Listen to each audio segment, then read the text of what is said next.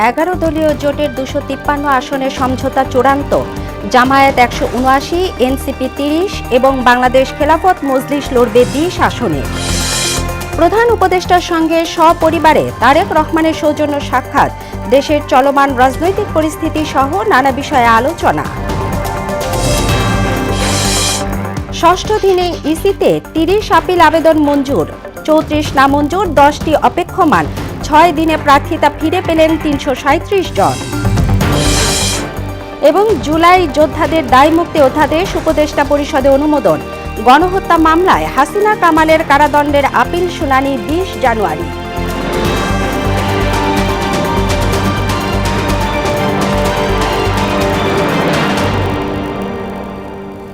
আসসালামু আলাইকুম। মোহনা সংবাদে স্বাগত। শুনছিলেন শিরোনাম, পুরো সংবাদে আপনাদের সাথে আছি তাবশিরা লিজা। জাতীয় সংসদ নির্বাচনকে ঘিরে জামায়াতে ইসলামীর নেতৃত্বাধীন 11 দলীয় নির্বাচনী ঐক্যজোটের আসন ভাগাভাগি চূড়ান্ত হয়েছে। বৃহস্পতিবার রাতে রাজধানীর ডিপ্লোমা ইঞ্জিনিয়ার্স ইনস্টিটিউশনে এক সংবাদ সম্মেলনে এ তথ্য জানিয়েছেন বাংলাদেশ জামায়াতের আমির ডাক্তার শফিকুর রহমান।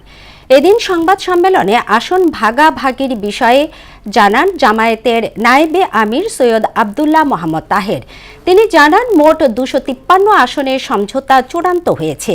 এর মধ্যে নির্বাচনে বাংলাদেশ জামায়াতে ইসলামী 179 আসন থেকে লড়বে। পাশাপাশি জাতীয় নাগরিক পার্টি 30 আসনে লড়বে। এছাড়া বাংলাদেশ খেলাফত মজলিস 20টি, খেলাফত মজলিস 10টি এবং এলডিপি 7টি আসনে লড়বে। বাংলাদেশ জামাত ইসলামী 179, জাতীয় নাগরিক পার্টি 30, বাংলাদেশ খেলাফত মজলিস 20, খেলাফত মজলিস 10, এলডিপি 7, নেতা ইসলাম পার্টি 2, আমার Bangladesh party 3, Bangladesh development party 2। প্রধান উপদেষ্টা প্রফেসর মোহাম্মদ ইউনূসের সঙ্গে সৌজন্য সাক্ষাৎ করেছেন বিএনপির চেয়ারম্যান তারেক রহমান এবং তার পরিবারের সদস্যরা। স্ত্রী জোবাইদা রহমান এবং কন্যা জাইমা রহমান সহ তারেক রহমান বৃহস্পতিবার সন্ধ্যা 7:30টার দিকে রাষ্ট্রীয় অতিথি ভবন যমুনায় আসেন। প্রধান উপদেষ্টা প্রফেসর মোহাম্মদ ইউনূস ও তার কন্যা দিনা ইউনূসের সঙ্গে তারা 1 ঘণ্টারও বেশি সময় অতিবাহিত করেন। এ সময় দুই পরিবারের সদস্যরা একে অন্যের সঙ্গে কুশলাদি বিনিময় করেন। এর আগে গত বছরের 13 জুন লন্ডনের ডয়চেস্টার হোটেলে প্রধান উপদেষ্টা অধ্যাপক ডক্টর মোহাম্মদ ইউনূস ও বিএনপির তৎকালীন ভারপ্রাপ্ত চেয়ারম্যান তারেক রহমানের মধ্যে একটি বৈঠক অনুষ্ঠিত হয়। স্বচ্ছ স্বাভাবিক নির্বাচনের জন্য লেভেল প্লেয়িং ফিল্ড জরুরি বলে মন্তব্য করেছেন বিএনপি নেতারা। তারা বলেন, আসন্ন জাতীয় নির্বাচন অনুষ্ঠানে ব্যত্যয় ঘটলে গণতান্ত্রিক উত্তরণ বাধাগ্রস্তের পাশাপাশি স্বাধীনতা সার্বভৌমত্ব হুমকির মুখে পড়বে। আগামীতে যে দলই রাষ্ট্র ক্ষমতায় আসুক তারা প্রত্যাগত প্রবাসীদের জীবনমান উন্নয়নে কাজ করবে বলেও আশা প্রকাশ করেন বিএনপি নেতারা। বৃহস্পতিবার সকালে জাতীয় প্রেসক্লাবে বেগম খালেদা জিয়ার স্মরণে বিভিন্ন কর্মসূচিতে যোগ দিয়ে এসব কথা বলেন তারা। বিস্তারিত জানাচ্ছেন তানজিদ ভুইয়া। সাবেক প্রধানমন্ত্রী প্রয়াত বিএনপি চেয়ারপারসন বেগম খালেদা জিয়ার স্মরণে অসহায় মানুষের মাঝে কম্বল বিতরণ কর্মসূচি আয়োজন করে জাতীয়তাবাদী পেশাজীবী দল। এমন সরকার চায় যে সরকার অতীতে বেগম খালেদা জিয়ার নেতৃত্বে, শহীদ জিয়া রহমানের নেতৃত্বে বাংলাদেশকে আমূল পরিবর্তন করে ফেলেছিল। এতে যোগ দিয়ে বিএনপির ভাইস চেয়ারম্যান শামসুজ্জামান দুদু বলেন, আসন্ন জাতীয় নির্বাচন অনুষ্ঠানে কোনো ব্যত্যয় ঘটলে দেশের স্বাধীনতা সার্বভৌমত্ব হুমকির মুখে পড়বে। এই নির্বাচনে যদি কোনো রকম ব্যত্যয় ঘটে তাহলে দেশের গণতন্ত্র প্রতিষ্ঠার যে স্বপ্ন সেটা বিঘ্নিত হবে, দেশের স্বাধীনতা সার্বভৌমত্ব বিঘ্নিত হবে। একই স্থানে বেগম খালেদা জিয়ার জন্য দোয়া মাহফিলের আয়োজন করে জাতীয়তাবাদী প্রবাস প্রত্যাগত শ্রমিক দল। অনুষ্ঠানে বিএনপি স্থায়ী কমিটির সদস্য নজরুল ইসলাম খান আশা প্রকাশ করে বলেন, পরবর্তী সরকার অবশ্যই প্রত্যাগত প্রবাসী শ্রমিকদের নিয়ে কাজ করবে। যারা বাইরে কাজ করে এসেছেন তাদের যে অভিজ্ঞতা, তাদের যে সীমিত সম্পদ, এই দিয়ে তারা যেন দেশের কল্যাণে, দেশের উন্নয়নে অবদান রাখতে পারেন। প্রবাসীদের জন্য একটি স্থায়ী নীতি কাঠামো দাঁড় করানো জরুরি বলেও মন্তব্য করেন তিনি। প্রবাস থেকে প্রত্যাগত প্রত্যেকটা শ্রমজীবী মানুষের স্থায়ী কল্যাণের জন্য কিছু পরিকল্পনা প্রণয়ন করবেন। দেশের আইন, দেশের প্রচলিত ব্যবস্থা, দেশে বিভিন্ন প্রতিষ্ঠানের যেসব সুযোগ আছেই অলরেডি, তার আলোকে তারা কিছু পরিকল্পনা করবেন। এদিকে সাবেক প্রধানমন্ত্রী বেগম খালেদা জিয়ার স্মরণে শুক্রবার নাগরিক শোক সভা অনুষ্ঠিত হবে। নাগরিক সমাজের ব্যানারে অনুষ্ঠেয় সেই শোক সভায় রাজনীতিক সহ বিভিন্ন শ্রেণী পেশা ও বিশিষ্ট ব্যক্তিরা অংশ নেবেন। এ বিষয়ে রাজধানীর কৃষিবিদ ইনস্টিটিউটে এক সংবাদ সম্মেলনে বিস্তারিত জানানো হয়। শোক সভাটি হবে সংসদ ভবনের দক্ষিণ প্লাজায়। বাংলাদেশের সমাজে যারা প্রতিষ্ঠিত মানুষ, সমাজ এবং দেশের জন্য যেসব নাগরিকরা অবদান রেখে চলছেন, তারাই বেগম খালেদা জিয়ার প্রতি শ্রদ্ধা নিবেদন করবেন। শোক সভার ভাবগাম্ভীর্য বজায় রাখতে সকলের সহযোগিতাও কামনা করা হয় সংবাদ সম্মেলন থেকে। বেগম খালেদা জিয়ার প্রতি শ্রদ্ধা জানানোর জন্য গাম্ভীর্য এবং মর্যাদাপূর্ণ অবস্থান বজায় রাখতে। তানজিদ ভুইয়া, মোহনা সংবাদ, ঢাকা। আপিল শুনানির ষষ্ঠ দিনে বৃহস্পতিবার 7টি আবেদন মঞ্জুর করেছে নির্বাচন কমিশন। সেই সঙ্গে 34 আবেদন নামঞ্জুর এবং 10টি আবেদন অপেক্ষমান রাখা হয়েছে। সব মিলিয়ে 6 দিনে প্রার্থিতা ফিরে পেলেন 337 জন। এদিকে ইসি একটি নির্দিষ্ট রাজনৈতিক দলের হয়ে কাজ করছে বলে অভিযোগ করলেন বিএনপির স্থায়ী কমিটির সদস্য সালাউদ্দিন আহমেদ। আর পোস্টাল ব্যালটের বিষয়ে উত্থাপিত অভিযোগ সম্পূর্ণ মিথ্যা বলে দাবি করলেন জামায়াতের সেক্রেটারি জেনারেল হামিদুর রহমান আজাদ। প্রধান নির্বাচন কমিশনারের সঙ্গে বৈঠক শেষে তারা এসব কথা জানান। মফিউর রহমানের রিপোর্ট। ত্রয়োদশ জাতীয় সংসদ নির্বাচনে আর কিছুদিন পরেই ভোটের লড়াই নামবেন প্রার্থীরা। শেষ মুহূর্তে চলছে বাতিল প্রার্থীদের আপিল নিষ্পত্তির কাজ। আপিল শুনানির ষষ্ঠ দিনে 7টি আবেদন মঞ্জুর করেছে নির্বাচন কমিশন। সেই সঙ্গে 34টা আবেদন নামঞ্জুর ও 10টি আবেদন অপেক্ষমান রাখা হয়েছে। 351 থেকে 420 পর্যন্ত আপিলের শুনানি করে নির্বাচন কমিশন। সব মিলিয়ে বৃহস্পতিবার পর্যন্ত 6 দিনে আপিল শুনানিতে প্রার্থিতা ফিরে পেলেন 337 জন। পাশাপাশি এই সময়ে 115 জনের আপিল নামঞ্জুর করা হয়েছে। এছাড়া 33টা আবেদন অপেক্ষমান রাখা হয়েছে। আমাদের মনোনয়নপত্র বৈধ হয়েছে। এইমাত্র আমরা সেখান থেকে আপিলের শুনানি শেষে আসলাম। কমিশন আমাদের বক্তব্য শুনেছেন, আমাদের বক্তব্য সন্তুষ্ট হয়ে জনাব আলমগীর হোসেনের মনোনয়ন বৈধতাকে চূড়ান্তভাবে বৈধতা দিয়েছেন। নির্বাচন কমিশন আমাদের আপিলটা মঞ্জুর করেছে এবং রিটার্নিং অফিসারকে নির্দেশ দিয়েছে তার মনোনয়ন অ্যাকসেপ্ট করতে। এদিকে বৃহস্পতিবার দুপুরে বিএনপির স্থায়ী কমিটির সদস্য সালাউদ্দিন আহমেদের নেতৃত্বে প্রধান নির্বাচন কমিশনারের সঙ্গে বৈঠক করে একটি প্রতিনিধি দল। বৈঠক শেষে সালাউদ্দিন বলেন, পোস্টাল ব্যালটে অনেক অনিয়ম ও ভুলভ্রান্তি দেখা যাচ্ছে, যাতে বিএনপি ক্ষতিগ্রস্ত হচ্ছে। পোস্টাল ব্যালটগুলো আপনারা দেখছেন বিভিন্নভাবে সোশ্যাল মিডিয়াতে ভিডিও আকার আসছে। এক একটা বাসায় 200-300 করে ব্যালট পাওয়া যাচ্ছে।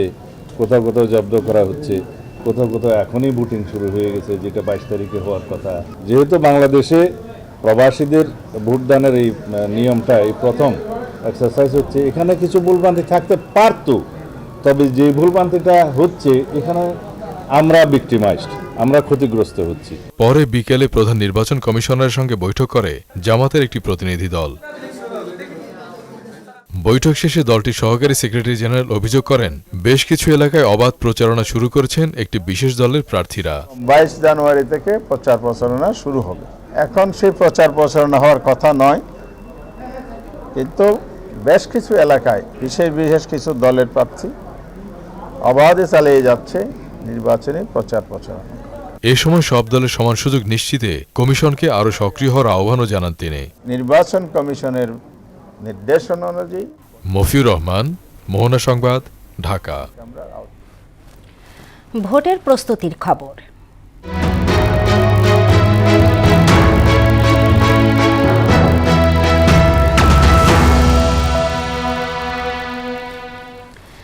জাতীয় রাজনীতির অন্যতম গুরুত্বপূর্ণ অংশ দেশের দক্ষিণ পূর্বের জেলা ফেনী। নির্বাচন ঘনিয়ে এলেই এখানকার রাজনীতির উত্তাপ ছড়িয়ে পড়ে চারপাশে। গত ১.৫ দশক ধরে আওয়ামী লীগের শক্ত অবস্থান থাকলেও দলটির অনুপস্থিতিতে তৈরি হয়েছে নতুন রাজনৈতিক সমীকরণ। বিএনপির দুর্গ হিসেবে খ্যাত এই জেলায় এবার ভাগ বসাতে চায় জামায়াত। এছাড়া মাঠ গোছাতে ব্যস্ত এবি পার্টি এবং ইসলামী দলগুলো। সুরঞ্জিত নাগের তথ্যচিত্রে আরও জানাচ্ছেন তাহসিন তারিন। ৯২৮.৩৪ বর্গ কিলোমিটার আয়তনের ফেনী জেলায় ২০ লাখেরও বেশি মানুষের বসবাস। জেলার ৩টি আসনে মোট ভোটার ১৩,৩০,৯২১ জন। এর মধ্যে পুরুষ ৬,৮৭,৮৬৫ এবং নারী ৬,৪৩,০৪৮ জন। এই ভোটার শ্রেণীকে ঘিরেই ফেনীতে বইছে নির্বাচনী হাওয়া, যেখানে প্রাধান্য পাচ্ছে বন্যা নিয়ন্ত্রণ বাদ, পরিকল্পিত নগরায়ন, যানজট, পরিবেশ দূষণ এবং মাদক ও সন্ত্রাসের মতো সমস্যাগুলো। এদিকে নির্বাচনী আচরণবিধির নিষেধাজ্ঞায় প্রকাশ্যে গণসংযোগ, লিফলেট বিতরণ ও সভা সমাবেশ বন্ধ থাকলেও পারিবারিক, সামাজিক অনুষ্ঠান সহ নানাভাবে ভোটারদের কাছে পৌঁছানোর চেষ্টা করছেন বিভিন্ন দলের প্রার্থীরা। ছাগলনাইয়া, ফুলগাজী ও পরশুরাম উপজেলা নিয়ে গঠিত ফেনী ১ আসনে বিএনপির মনোনয়ন পেয়েছিলেন দলের সাবেক চেয়ারপারসন বেগম খালেদা জিয়া। তার মৃত্যুতে সেখানে মনোনয়ন পেয়েছেন ঢাকা মহানগর দক্ষিণ বিএনপির আহ্বায়ক রফিকুল আলম মজনু।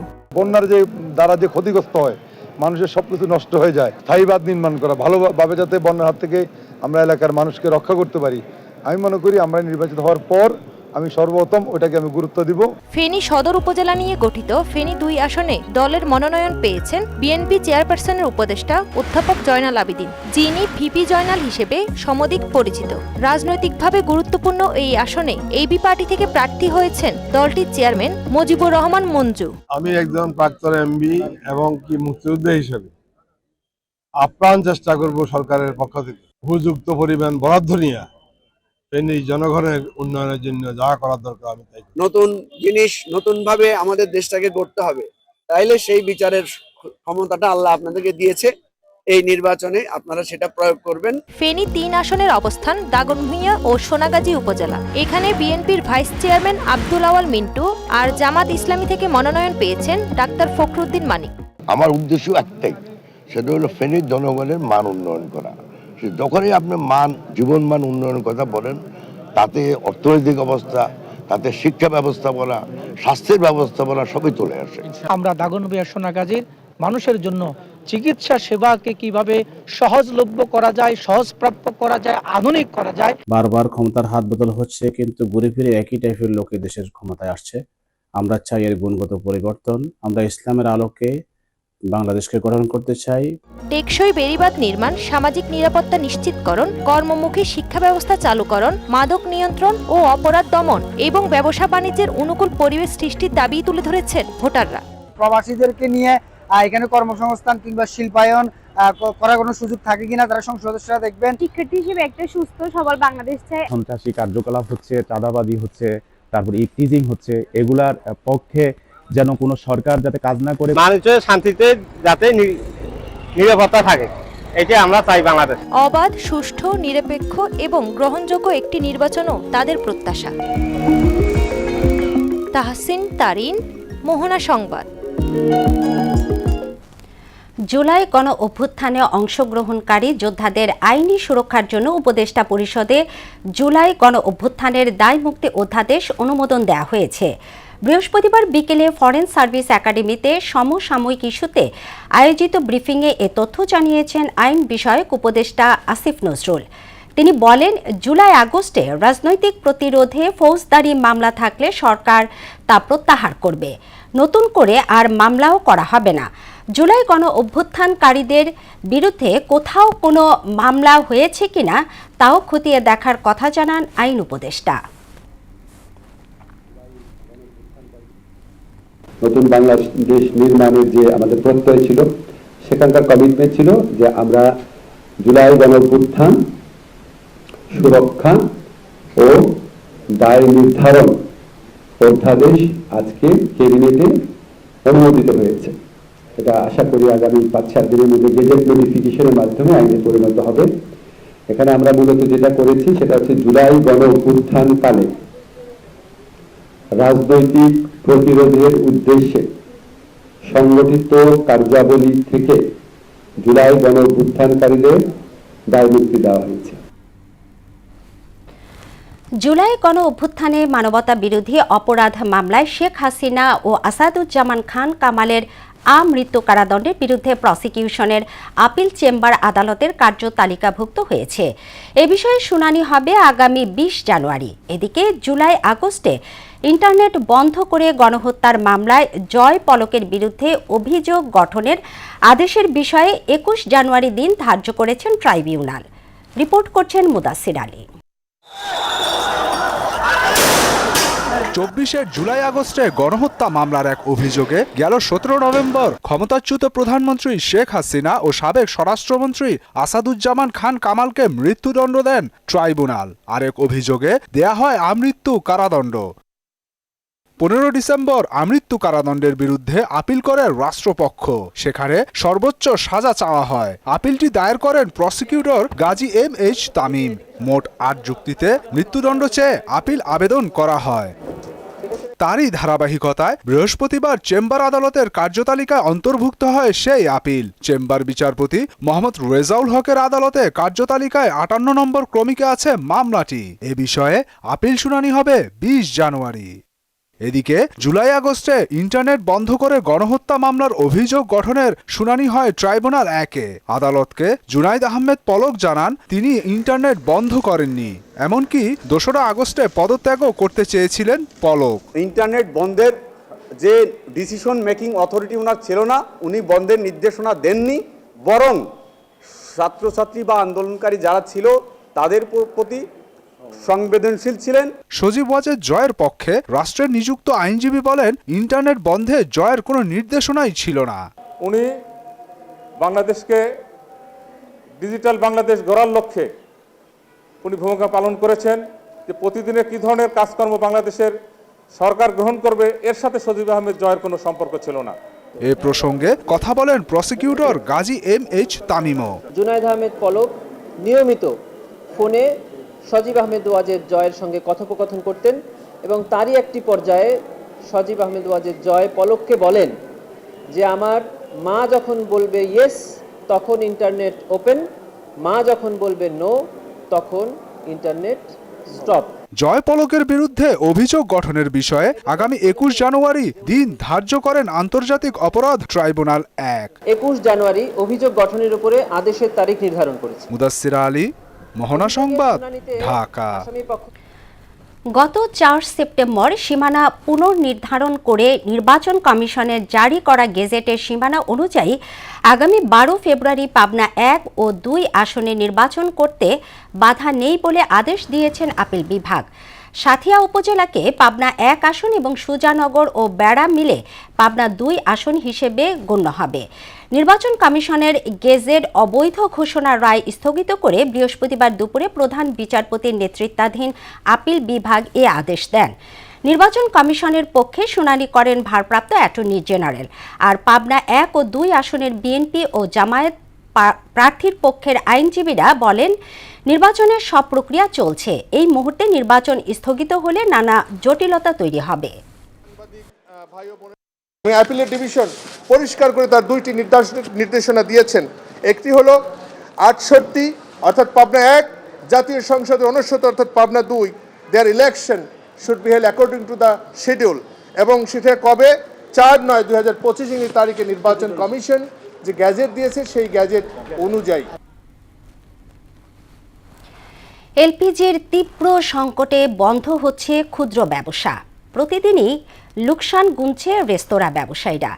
সিএনজি স্টেশনগুলোতেও ঘন্টার পর ঘন্টা অপেক্ষায় থেকে আর্থিক ক্ষতির মুখে পড়ছেন পরিবহন মালিক শ্রমিকরা। তবে এই সংকটের শিগগিরই সমাধান হবে না বলে জানায় পরিবেশক ও ব্যবসায়ীরা। নিজস্ব গ্যাস উত্তোলন ছাড়া এর দীর্ঘমেয়াদী সমাধান সম্ভব নয় বলে মনে করেন জ্বালানি বিশেষজ্ঞরা। শিহাবুদ্দিনের ক্যামেরায় উষা ফেরদৌসের রিপোর্ট। তরলের অভাবে পরিবেশকদের গুদামে খালি পড়ে আছে হাজারো সিলিন্ডার। আগে লোড আনলোডে ব্যস্ত থাকা এসব গুদাম এখন অনেকটাই ফাঁকা। এতে পরিবেশকদের ব্যবসা বন্ধ হওয়ার পথে। সরকারের পক্ষ থেকে বারবার ব্যবসায়ী সিন্ডিকেটের কথা বলা হলেও মাঠের চিত্র ভিন্ন। এই মুহূর্তে দেশে যতটুকু জ্বালানি আমদানি হচ্ছে তারও নেই সুষ্ঠু ব্যবহার। এতে গ্যাসের তীব্র সংকটের কবলে দেশের ক্ষুদ্র ব্যবসায়ীরা। হোটেল রেস্তোরাঁয় প্রতিদিনই গুনতে হচ্ছে লোকসান। বিকালে বলে ভাই দুধ দিয়ে দেন, সকালে দুধ দিয়ে যাই ভাই দুধ দেওয়ার না, গ্যাস নেই। একটা বোতল আপনার 12 কেজি বোতল 1000 টাকা বাড়তি, ওই 1000 টাকা তো আবার লস। এদিকে যানবাহনে ব্যবহারের জন্য মাসে এলপিজির চাহিদা 15,000 টন। প্রায় 1.5 লাখ যানবাহনই চলে এলপিজিতে। কিন্তু বর্তমানে তীব্র এলপিজি সংকটের কারণে অনেক অটো গ্যাস স্টেশন বন্ধের পথে। লাইনে দাঁড়াইতে গেলে তখন সেই ক্ষেত্রেও দেখা গেছে 1-1.5 ঘন্টা গ্যাস সময় চলে। এতে আমাদের সময়টাও নষ্ট হচ্ছে, আমাদের টাকা ইনকামের সেই ক্ষেত্রে টাকা ব্যাঘাত ঘটতেছে। বইয়া থেকে সময়টা লস করা হয়, এই সময়টাই আমরা বেতায় যাই। এলপিজি গ্যাসের চলমান সংকট শিগগিরই অবসানের সম্ভাবনা নেই বলে জানায় পরিবেশক, ব্যবসায়ী ও আমদানি প্রতিনিধিরা। তারা বলছেন সরবরাহ সংকটই এই অবস্থার জন্য দায়ী। যে সিন্ডিকেট একটা কথা বাংলাদেশে আছে, এটা সবাই বলে থাকে, আসলে কিন্তু ভিতরে ঢুকে কেউ দেখে না যে আসলে সিন্ডিকেট কিনা নাকি সংকট। কিন্তু আমরা আরো সংকটের দিকে যাচ্ছি, আমরা দেখতেছি সংকট আরো বেশি ভাবে হচ্ছে। এলসি যদি পারমিশন হয়েও যায়, এলসি যদি করেও থাকে কোম্পানিগুলো, সেক্ষেত্রে আশা করি যে আরো 2 মাসের মতো সময় লাগবে। একটা দোকানদারের ডেলি বিক্রি করতে পারে সে 100 পিস, সে পাইলো 5 পিস, তখন সেও তারও কষ্টের একটা ব্যাপার আছে। তখন ওই 5 পিসের উপর সে যতটুকু বিক্রি করি সে পোষায় নিতে পারে সেটা চেষ্টা করবে। দেশে দৈনিক সামগ্রিক গ্যাসের চাহিদা 380 কোটি ঘনফুট, যেখানে সরবরাহ করা হচ্ছে 258 কোটি ঘনফুট। চাহিদা ও সরবরাহে বর্তমান ঘাটতি থাকছে দৈনিক 122 কোটি ঘনফুট। তাই নিজস্ব উত্তোলনে নজর দেওয়ার তাগিদ জ্বালানি বিশেষজ্ঞের। পৃথিবীর সবচেয়ে বড় বর্ধিত বাংলাদেশ, এখানেও বিরাট গ্যাসের অনুসন্ধান মজুদ থাকার কথা, আমাদের গ্যাসের অভাব হওয়ার কথা না। এটা ডিপেন্ড করে আপনি জোরালো অনুসন্ধানের মাধ্যমে এটাকে উত্তোলন ব্যবস্থাপনা যদি করেন, তাহলে দেখবেন আপনার গ্যাসগুলো উঠে আসবে। বর্তমানে যে গ্যাস সরবরাহ হচ্ছে তা গত বছরের এই সময়ের চেয়ে 17 কোটি 60 লাখ ঘনফুট কম। উষা ফেরদৌস, মোহনা সংবাদ, ঢাকা। মিয়ানমারে পাচারকালে 32 লাখ টাকার খাদ্যপণ্য সহ সেন্ট মার্টিন এলাকা থেকে 10 জনকে আটক করেছে কোস্টগার্ড। বৃহস্পতিবার মধ্যরাতে ছেড়া দ্বীপ সংলগ্ন সমুদ্রে অভিযান চালিয়ে তাদের আটক করা হয়। গোপন সংবাদের ভিত্তিতে কোস্টগার্ড জাহাজ জয় বাংলা নামে একটি ফিশিং বোটে তল্লাশি চালায়। এ সময় পাচারের উদ্দেশ্যে নেয়া 27,500 কেজি মটর ডাল এবং 1000 কেজি পেঁয়াজ জব্দ করা হয়। কোস্টগার্ড জানায়, শুল্ক ফাঁকি দিয়ে এসব পণ্য মিয়ানমারে পাঠানো হচ্ছিল। জব্দকৃত মালামাল এবং বোট সহ আটক 10 জনের বিরুদ্ধে আইনানুগ ব্যবস্থা গ্রহণ করা হচ্ছে। দেশের উত্তরাঞ্চল সহ বেশ কিছু জেলায় বইছে মৃদু শৈত্যপ্রবাহ। পঞ্চগড়, রাজশাহী এবং রংপুর বিভাগের বিভিন্ন জেলাতে ঠান্ডায় বিপাকে পড়েছে জনজীবন। ঘন কুয়াশায় নদী অববাহিকায় রাত থেকে সকাল পর্যন্ত শীতের তীব্রতা বাড়ছে এবং চরাঞ্চল ও নদী তীরবর্তী এলাকায় কাবু হয়ে পড়ছে শিশু, নারী ও বয়স্করা। সর্দি, কাশি সহ শীতজনিত নানা রোগে আক্রান্ত হচ্ছেন তারা। শেষ করছি মোহনা সংবাদ, তবে যাবার আগে শিরোনামগুলো আরও একবার।